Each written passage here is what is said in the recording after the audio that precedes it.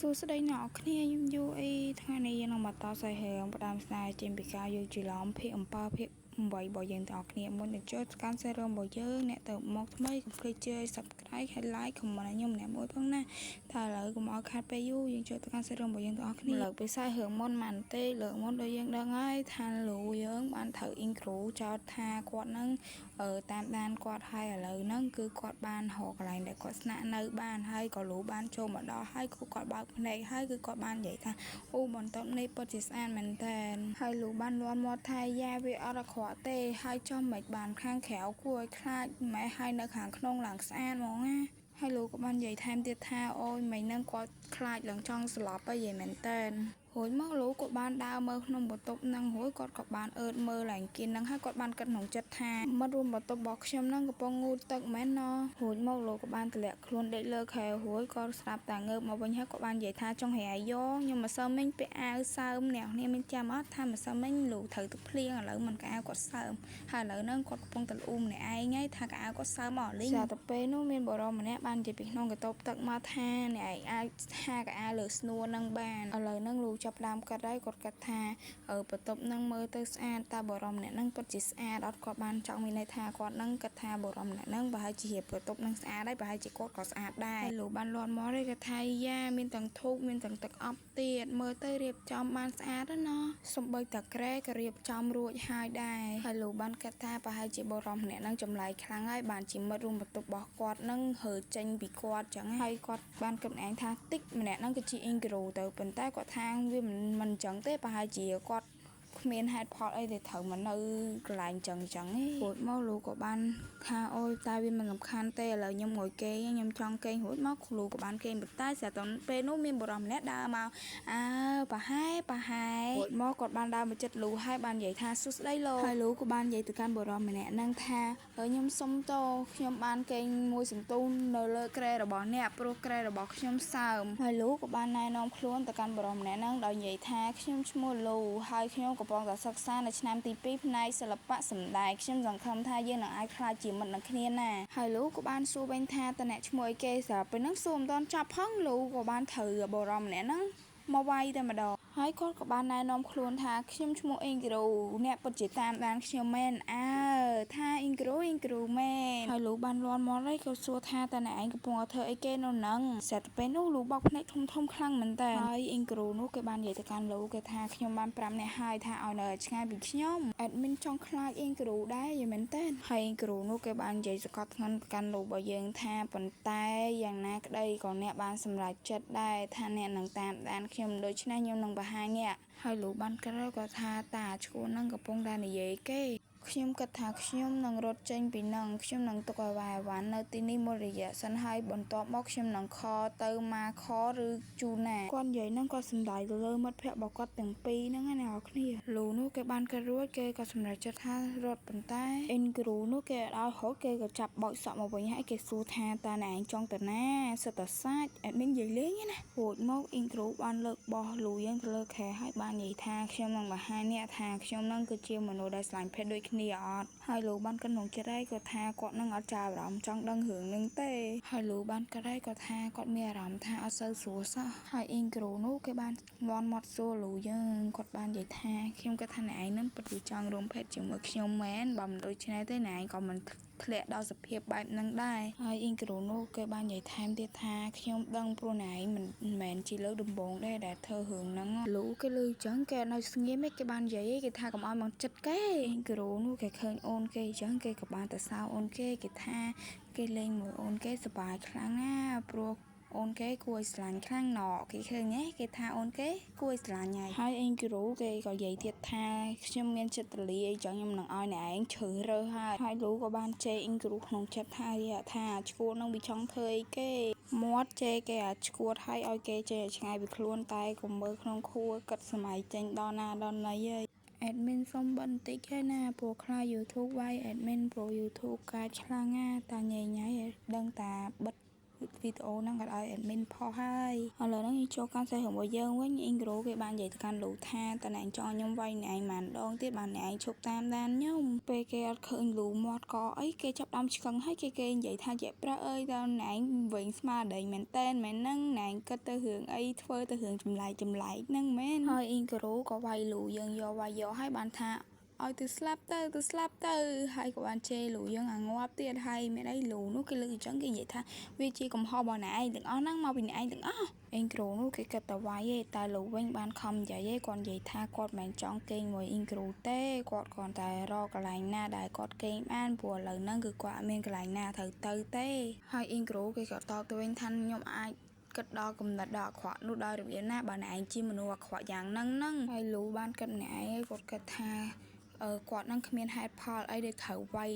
គាត់ខ្លួនឯងនឹងដល់ថ្នាក់បែបហ្នឹងឯងចឹងទៅគាត់ត្រូវបានទេគាត់ត្រូវតែងើបតតាំងជាមួយនឹងអ៊ីងក្រូរបស់យើងវិញគាត់រួចអស់គាត់ក៏បានតតអ៊ីងក្រូយើងមកជើងទៅហើយអ៊ីងក្រូនោះគេថោបានហើយគេនិយាយថាណែឯងទៅតតខ្ញុំមិនបានជាណែឯងតតខ្ញុំចឹងមនុស្សបកលជារឹកហើយលូឃើញគេនិយាយចឹងធំបានក៏យកក្បាលទៅអុកនឹងក្បាលអ៊ីងក្រូយើងថែមទៀតទៅគ្រូគេបានត្រូវប៉ុណ្ណឹងគេលន់មកទេគេថាតើក្បាលមនុស្សបកលជារឹកហ្នឹងធ្វើមកពីបេតុងមែនហើយអ៊ីងក្រូគេលន់មកសួរកាន់លូយើងថាតើណែឯងកំពុងធ្វើអីគេណែហ៊ានវាបហាខ្ញុំអ្នកដែលត្រូវខ្ញុំស្ដីវាទៅឲ្យគឺជាអ្នកឯងដឹងនៅក្មេងល្ងងហើយក៏បានហៅ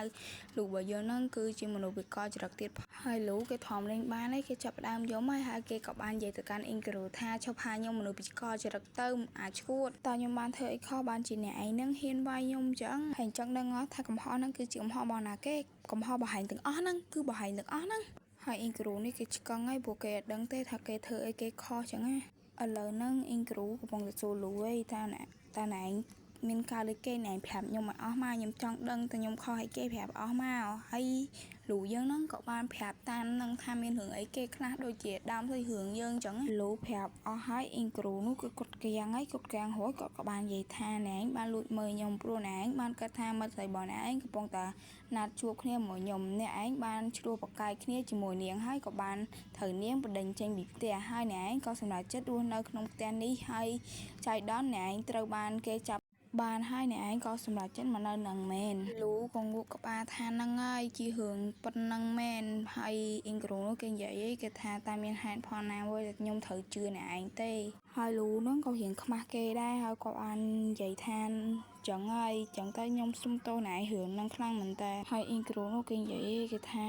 ហ្នឹងហើយខ្ញុំនឹងទទួលយកពាក្យសុំទោសរបស់អ្នកឯងលូគេលើអ៊ីងក្រូគេនិយាយចឹងហើយគេសប្បាយចិត្តខ្លាំងមែនតើហើយគេបាននិយាយថាចឹងទៅខ្ញុំអាចនៅនឹងបានហើយត្រូវអត់ហើយអ៊ីងក្រូនេះគេតបមកវិញថា no ហើយលូនោះគេលន់មកសួរគេថាណែឯងទៅ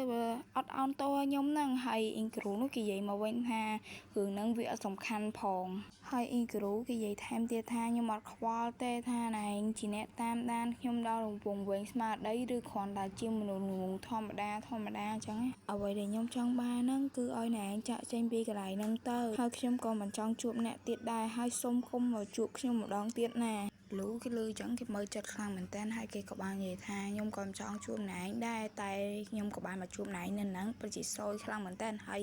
អ៊ីងក្រូនោះគេលើអញ្ចឹងគេក៏អត់ឲ្យចៅវិញដែរគេនិយាយថាបើមិនចង់ជួបខ្ញុំទេចេញពីហ្នឹងទៅរួចមកពួកគេបានប្រឈមមុខគ្នារួចមកពួកគេក៏បានវាយគ្នាមានអ្នកចិត្តខាងនៅចិត្តហ្នឹងគឺគេអឺតក្បាលមកមើលហើយគេដើរកាត់ហ្នឹងទៅគេនាំគ្នាមើលអញ្ចឹងណាហើយក៏មានបុរសម្នាក់បាននិយាយទៅកាន់លូយើងថាណែឯងបានចូលមកមុនត្បូងអញ្ចឹងទៅបានបង្ករឿងបាត់ទៅហើយហ្នឹងរួចមកគាត់ក៏បានសួរទៅកាន់អ្នកទាំងពីរថាអញ្ចឹងទៅមានន័យថាណែឯងចង់ដូរបន្ទប់មែនហើយពួកគេនាំគ្នាងក់ក្បាលថាហ្នឹងហើយពេលដែលគាត់និយាយរួចគាត់ចាប់ដើមឆាយរួចគាត់ក៏បាននិយាយទៅកាន់អ្នកទាំងពីរថានិយាយថាសូមអភ័យទោសផងលោកបន្ទប់គ្មានសល់ទេហើយលូនោះគេនិយាយថាសំបីតែមួយក៏អត់មានដែរហើយបុរសម្នាក់ហ្នឹងនិយាយថាហ្នឹងហើយអត់មានទេហើយបុរសហ្នឹងគាត់បាននិយាយថែមទៀតថាសំបីតែមួយក៏គ្មានផងអញ្ចឹងទៅអ្នកទាំងពីរត្រូវតែនៅមួយគ្នាហេលោកហឺតើលោកអាចធ្វើរឿងហ្នឹងចំពោះខ្ញុំបានអត់មិនបានទេលោកមើលចុះមើលគេធ្វើចំពោះខ្ញុំហ៎តើលោកបានធ្វើអីទៅកាន់គេខ្ញុំបានវាយគាត់សមនឹងទទួលវាការប្រើប្រាស់អំពើហិង្សានៅលំនៅដ្ឋាននេះបណ្ដាឲ្យការបណ្ដេញចេញភ្លាមណាអ្នកគួរតែស្ងាត់រៀងខ្លួនទៅការបណ្ដេញចេញគាត់បានវាយខ្ញុំចូលមុខចូលមាត់អស់ហើយខ្ញុំមិនបានតដៃគាត់សំបីតែមួយដៃទេលោកមើលចូលមើលមុខខ្ញុំហ៎ស្ងាត់ ឯងហ្នឹងឯងគឺជាអ្នកចេញឯងហ្នឹងឯងហើយលោកអ្នកទាំងពីរបើខំឆ្លោះគ្នាបន្តិចទៅខ្ញុំនឹងមិនដេញអ្នកទាំងពីរចេញហ្មងពេលដែលបរិះហ្នឹងនិយាយរួចពួកគេក៏នាំគ្នាមើលមុខគ្នាទៅតើយើងគួរធ្វើអ្វីទៅតើអ្នកពិតជាស្នាក់នៅទីនេះមែនទេហ្នឹងហើយស្នាក់នៅហ្នឹងហើយហើយលោកគេបាននិយាយទៅកាន់អេងក្រូឯងគេនិយាយថាខ្ញុំមិនចាក់ចេញពីទីនេះទេព្រោះខ្ញុំគ្មានកន្លែងណាត្រូវទៅទេហើយខ្ញុំក៏គ្មានលុយសម្រាប់បង់ថ្លៃបន្ទប់ជួលដែរហើយអេងក្រូនោះគេធ្វើសួរវិញគេថាចឹងទៅណែត្រូវនៅនឹងមួយរយៈសិនមែនហើយអេងក្រូនោះគេឃើងក់ក្បាលចឹងហ្នឹងឯងលោកគេបាននិយាយទៅកាន់អេងក្រូឯងគេនិយាយថា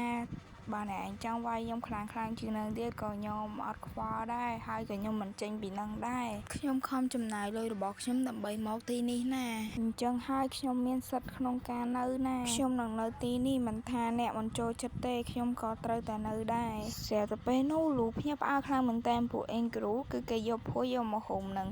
លូឲ្យយើងហើយលូបានលាន់មកថាអ្នកឯងពងធ្វើអីមិនឲ្យលូឆ្ងល់តន់ទេគឺគេចាប់ផ្ដើមមូលលូយើងដាក់ឡើងមកដុំហើយគឺគេថាគេនឹងយកទៅបោះចោលហើយលូនោះគេសេគេថាលេងអញទៅអាឆ្កួយលេងអញទៅខ្ញុំមានសិទ្ធិក្នុងការនៅនឹងហើយខ្ញុំបានចំណាយលុយរបស់ខ្ញុំដើម្បីមកនៅនឹងណាហើយអេងគ្រូគេក៏បាននិយាយទៅកាន់លូថាអញ្ចឹងទៅអ្នកឯងធ្វើទៅដេកតាមផ្លូវលូនោះគេលើអេងគ្រូគេនិយាយអញ្ចឹងគេក៏លាន់មកនិយាយថាទេចាំបន្តិចទៅយើងនិយាយគ្នាដោះស្រាយបញ្ហាគ្នាសិនទៅអត់ឲ្យលូយើងនិយាយតទេហើយអេងគ្រូយើងក៏បានលាក់លូរបស់យើងនៅនឹងទៅហើយលូបាននិយាយទៅកាន់អេងគ្រូថាខ្ញុំសន្យាថាខ្ញុំនឹងរកផ្ទះឲ្យបានឆាប់នេះអញឲ្យខ្ញុំនៅនឹងសិនទៅណាហើយលោកបាននិយាយប្រាប់អេងគ្រូថាខ្ញុំអាចសុំជំនួយពីឪពុកម្ដាយរបស់ខ្ញុំបានទេដែលសារខ្ញុំមានបញ្ហាជាមួយនឹងគាត់ខ្ញុំធ្លាប់ឆ្លោះប្រកែកគ្នាជាមួយឪពុកម្ដាយរបស់ខ្ញុំមុនពេលខ្ញុំផ្លាស់ប្ដូរចេញហើយឥឡូវនេះខ្ញុំស្ទើរតែគ្មានទំនាក់ទំនងអ្វីជាមួយនឹងគាត់ទេខ្ញុំពិតជាគ្មានកន្លែងណាត្រូវទៅទេបើសិនខ្ញុំចាក់ចេញពីទីនេះលោកយើងខំនិយាយប្រាប់អេងគ្រូយើងតែអេងគ្រូយើងនោះគឺគាត់ឆ្កឹងហើយគាត់បានសម័យនឹកឃើញដល់ការគាត់នៅជាមួយឪពុកម្ដាយរបស់គាត់ជាការពិតណាស់នេះហាក់ដូចជាផលវិបាកនៃភាពបរាជ័យមួយរបស់គាត់បន្ទាប់មកប៉ារបស់អេងគ្រូបានងាកមកកាន់អេងគ្រូហើយបាននិយាយថាបន្ទាប់ពីការខិតខំប្រឹងប្រែងទាំងអស់នោះខ្ញុំបានខិតខំប្រឹងប្រែងដើម្បីចិញ្ចឹមអ្នកយ៉ាងល្អប៉ុន្តែអ្នកបានធ្វើឲ្យខ្ញុំជួបនឹងបញ្ហាមួយយ៉ាងធំហើយប៉ារបស់គាត់បាននិយាយថែមទៀតថានៅក្នុងភ្នែករបស់យើងគ្មានឯងសំបីតែបន្តិចទេហើយធ្វើឲ្យអេងគ្រូរបស់យើងគឺគាត់អន់ចិត្តខ្លាំងមែនតើតែគាត់ស្រាប់តែពេលហ្នឹងកំពុងគិតលូយើងបានហៅតាអ្នកឯងកំពុងគិតអីគេរួចមកគាត់បានគិតក្នុងចិត្តថាស្អាតខ្លាំងស្អាតដល់ថ្នាក់ខ្ញុំមិនដឹងថានេះគឺជាមនុស្សវិកលចរិតដែលខ្ញុំបានទៅវាយគាត់មុននឹងទេហើយលូបាននិយាយទៅកាន់អេងគ្រូថាខ្ញុំចេះលាងចានចេះបោកកៅអៅចឹងហើយខ្ញុំនឹងធ្វើជាមិត្តរួមបន្ទប់របស់អ្នកយ៉ាងល្អបំផុតអ្នកអនុញ្ញាតឲ្យខ្ញុំនៅផងណាខ្ញុំបានខិតខំព្យាយាមអស់ពីសមត្ថភាពហើយដើម្បីកុំឲ្យរំខានអ្នកណាអញ្ចឹងទៅអនុញ្ញាតឲ្យខ្ញុំនៅផងណាអេងគ្រូនោះគេឃើញអូនគេចឹងពេកទៅក៏គេដាច់ចិត្តដែរគេក៏បាននិយាយទៅកាន់អូនគេថាអត់អីទេហើយលូនោះគេឮចឹងគេសប្បាយចិត្តខ្លាំងគេបានហូតកញ្ចក់ហើយគេនិយាយថាអរគុណខ្លាំងមែនតើហើយលូនោះគេនិយាយថាអ្នកបាននិយាយពាក្យយល់ព្រមឯណាអញ្ចឹងទៅហាមកលេសពាក្យចេញមកក្រៅវិញណាហើយអ៊ីងគ្រូនោះគេបាននិយាយទៅកាន់លូថាចោះហត្ថលេខាមកហើយលូនោះគេឆ្ងល់មែនតើថាចោះហត្ថលេខាគេហើយអ៊ីងគ្រូនោះគេនិយាយទៅកាន់លូហើយគេនិយាយថាអីក្មេងល្ងងឥឡូវហ្នឹងវីដេអូយើងចប់ត្រឹមហ្នឹងហើយបើចង់ដឹងថាតំណែងពីអ្នកហ្នឹងទៅយើងយ៉ាងណាចាំជួបគ្នាជាមួយខ្ញុំវីដេអូក្រោយបាយបាយ